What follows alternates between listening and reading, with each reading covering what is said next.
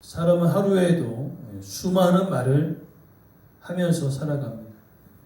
눈 뜨자마자 가족에게, 자녀에게, 아내에게, 남편에게 이야기하고, 일을 하면서도 말을 하고, 전화하면서 말하고, 또 문자와 메시지로 표현을 하고, 집에 돌아와서 말을 합니다. 입이 쉴 날이 없다는 것이죠. 그러나 우리는 기억해야 할 것이 입이 쉬지 않는데 이 말이 중요하다라고 성경은 이야기합니다. 왜냐하면 이 말은 내 마음의 창문이기도 하고 관계를 세우기도 하고 무너뜨리기도 하고 사람을 살리기도 하고 죽이기도 하기 때문에 그렇습니다.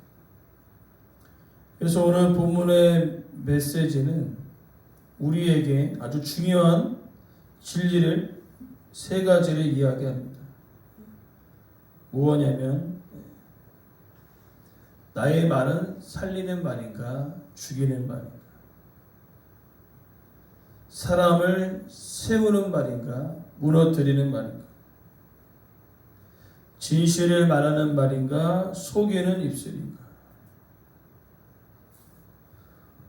오늘 이 본문의 말씀을 통하여서 하나님 앞에서 우리의 말을 점검하는 시간이 되어지길 원합니다. 첫 번째로 진실한 말은 의를 드러내고 거짓된 말은 속임을 드러낸다. 17절에 이야기하고 있습니다. 두 부류의 사람을 이야기하죠. 진리를 말하는 사람과 거짓을 말하는 사람.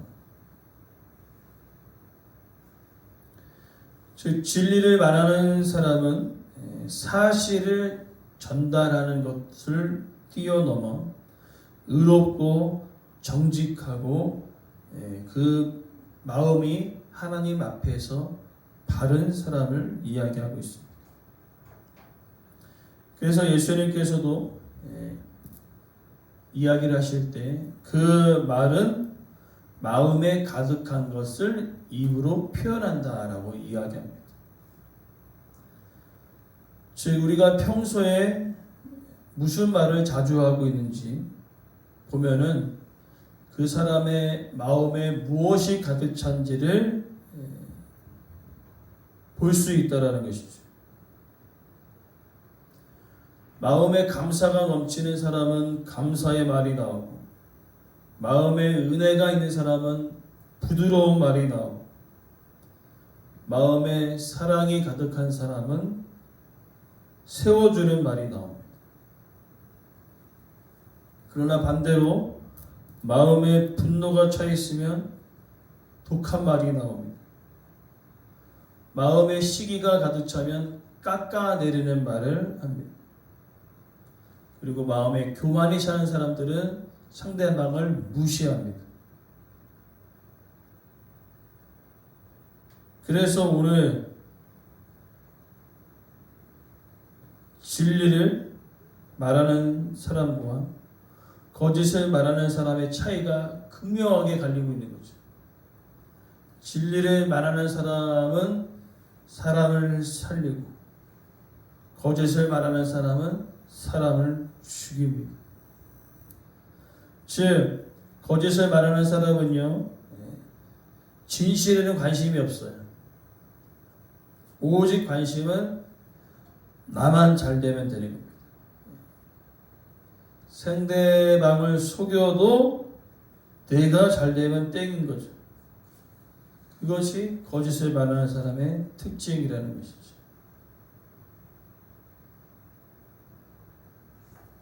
특별히 거짓을 말하는 사람은요 특징이 있습니다.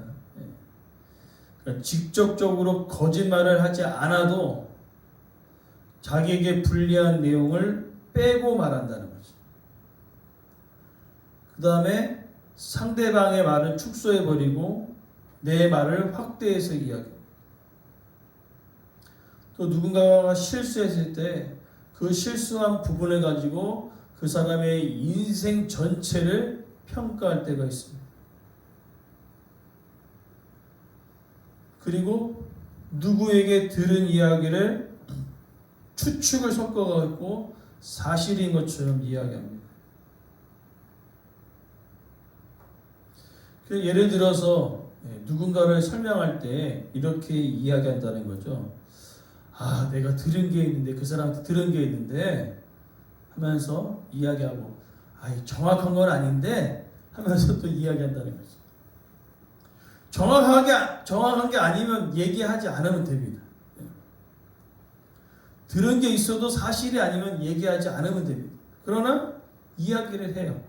거짓을 좋아하는 사람은요, 그렇게 남 이야기를 추측을 섞어서 과장하면서 이야기할 때가 있다는 것이죠.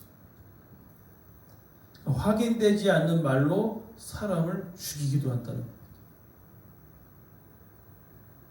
그래서 하나님은 우리에게 얼마나 말을 잘 하느냐보다 얼마나 진실하느냐라고 얘기하는 거죠. 듣기 좋은 말보다 진실한 말을 하고 있느냐, 그것을 이야기하는 거죠.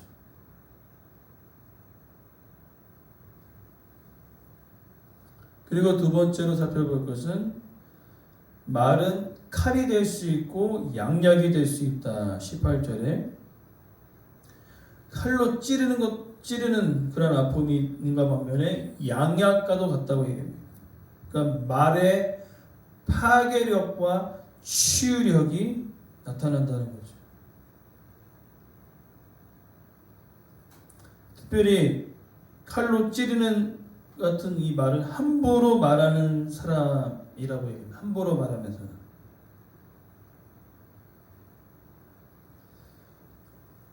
함부로 말해서 마음을 찌르는데, 예를 들어 이겁니다. 뭔가를 이렇게 일을 추진해 나가는데 사람들이 부족할 수 있잖아요. 그러면 이제 이렇게 넌지시 건네는 거죠. 야, 너 왜 이거밖에 못하냐? 우리 자녀들한테 이런 얘기 많이 하는 것 같아요. 야, 너 왜 이거밖에 못하냐? 엄마 아빠는 너만 했을 때 더 잘했는데. 그러면서 그렇게 얘기할 때가 있어. 그 다음에 또 얘기합니다. 넌 항상 이게 문제다. 이런 얘기도 할 때 있어.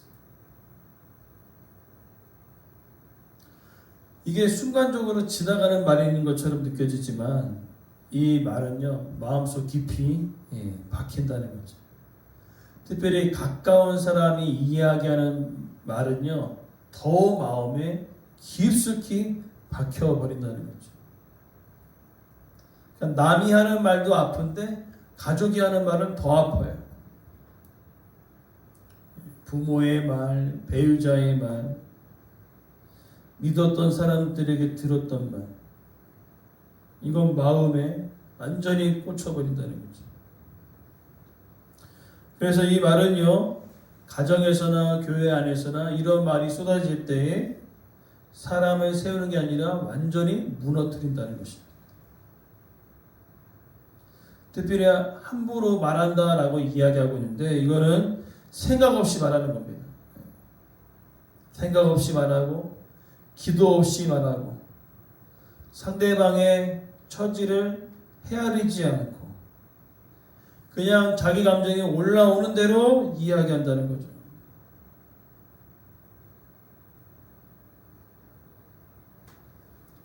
그러나 말은 여기서 멈추지 않고 이어서 지혜로운 자의 혀는 양약이다라고 얘기합니다.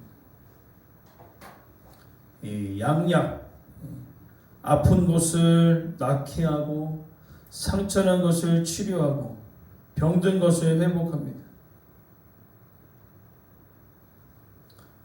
즉 지혜로운 사람의 말은요, 말을 많이 하는 사람도 아니고 말을 예쁘게 꾸며서 이야기하는 사람도 아니고 언제 말해야 할지, 어떻게 말해야 되는지, 그리고 상대방에게 이게 필요한지 그것을 생각하고 이야기하는 거죠.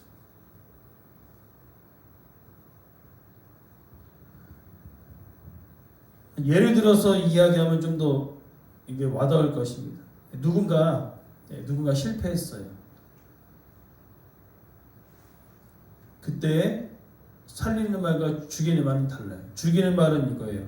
아유, 그러니까 내가 조심하랬잖아. 이런 말과 또 이런 말이 있어요. 많이 속상하지. 아유, 괜찮아. 다시 해보면 되지 뭐. 이런 말이 있어요. 그러니까 앞에 말은 찌르고 뒤에 말은 약이 되어 있는 거죠. 또 누군가 낙심했을 때, 야, 이씨, 그 정도 가지고 뭘 그래? 이러는 말과, 아예 많이 힘들었겠다. 아예 마음이 아프지. 그러면서 이야기하는 것 다른 거예요. 앞에는 찌르고 뒤에는 양약이 된다는 거죠. 그래서 우리는요, 권면을 하는데 이 권면이 회복의 말이 아니라 항상 우리는 정죄를 할 때가 있는 것이죠. 정죄.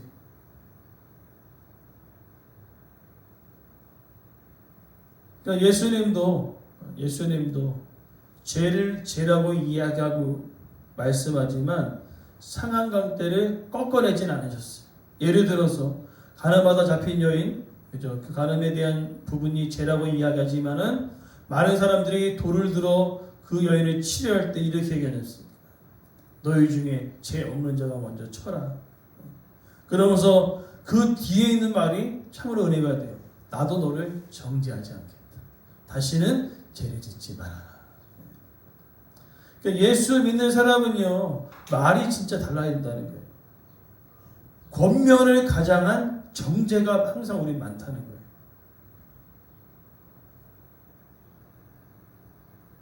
그래서 우리는 권면을 하되 위로와 회복의 말이 되어야 될 줄 믿습니다. 그러니까 더 크고 더 독해라는 말이 아니라 더 진실하고 더 따뜻하게 이야기해야 된다는 거죠. 그래서 오늘 양약과 같다. 생명의 언어라는 거죠. 생명의 언어. 생명의 언어는 격려해주고 세워주고 위로하는 말이죠. 상대방을 회복으로 이끄는다는 겁니다.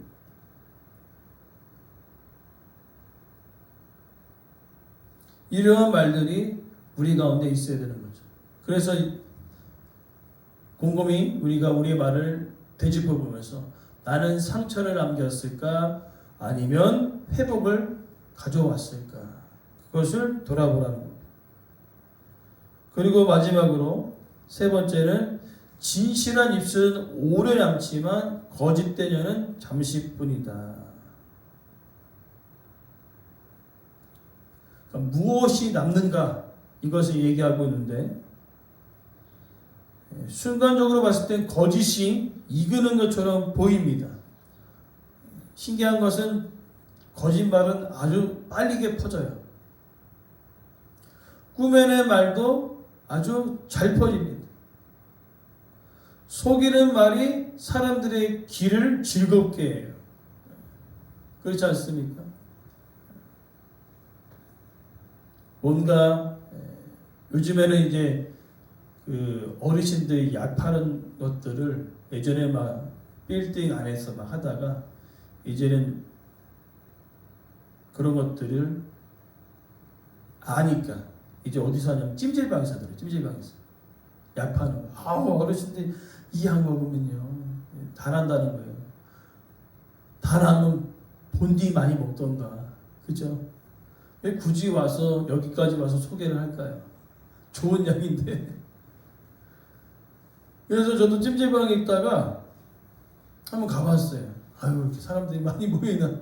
들이 여자분들이 많이 모여 계시더라고요. 어르신들. 그러면서 막 약을 팔기 위해서 구치뽕, 뭐 팩, 구치뽕, 치약 막 이거를 막 선물을 주시더라고.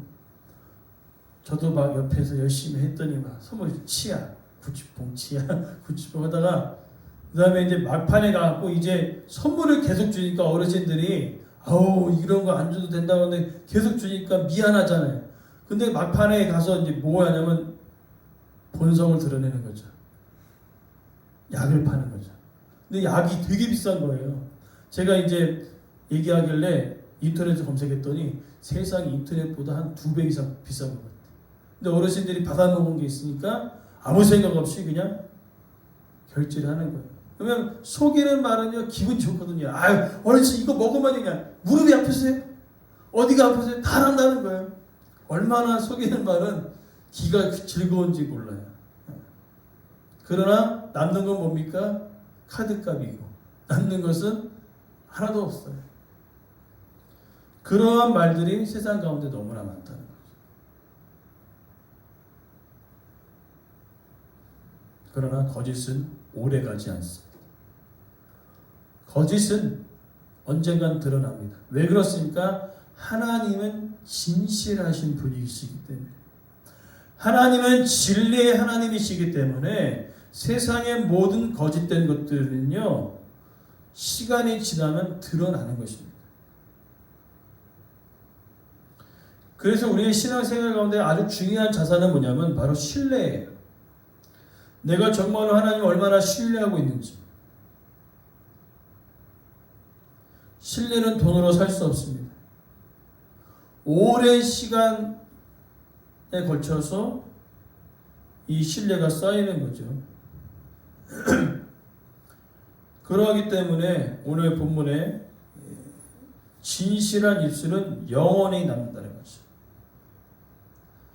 처음에 보기에는 귀에 좋지 않은 말이 될 수도 있고 또 마음속에 불편한 말이 되어질 수도 있겠지만은 이 말씀이 진리의 말씀이라면 이것은 결국에는 오래도록 남습니다.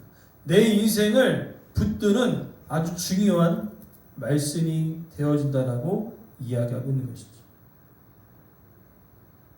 이것이 단번에 세워지느냐? 아닙니다. 오랜 시간 거쳐서 하나님 앞에서 이 말이 다듬어지는 것이죠. 그러면서 오늘 본문의 메시지는 아주 중요하게 이야기하고 있습니다. 나의 말을 점검하는 거죠. 사람을 세운가 무너뜨리는가, 상처를 남기는가, 치유와 회복을 일으키는가, 순간 속이며 살아가는가, 아니면 더뎌도 진실의 말을 하고 있는가.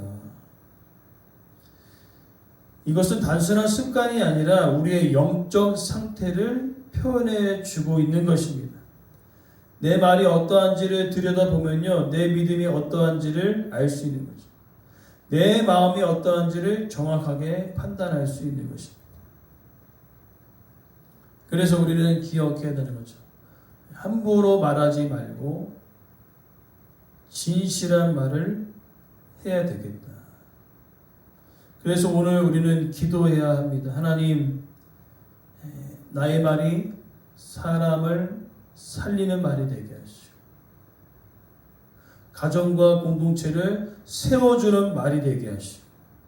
그리고 생명의 언어, 진리의 말씀만을 선포하는 사람이 되게 하여달라. 그래서 기도해야 합니다. 하나님, 저의 입술을 제어할 수 있는 그 은혜를 주님 허락하옵소서. 남을 정죄하고 판단하는 그 입술이 아니라 살리는 입술이 되게 하시고 치유하는 입술이 되게 하여 주십시오.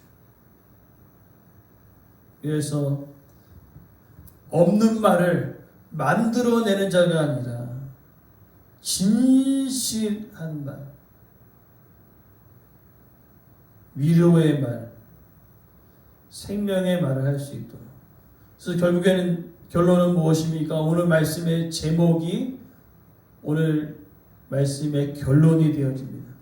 나의 언어는 생명의 언어이냐 파괴적인 언어입니까?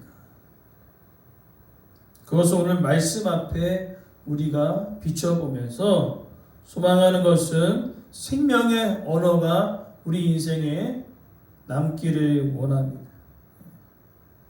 그래서 생명을 살리고 관계를 세우고 복음을 드러내는 생명의 언어가 우리의 인생 가운데 늘 입술에서 선포되어지기를 간절히 소망합니다.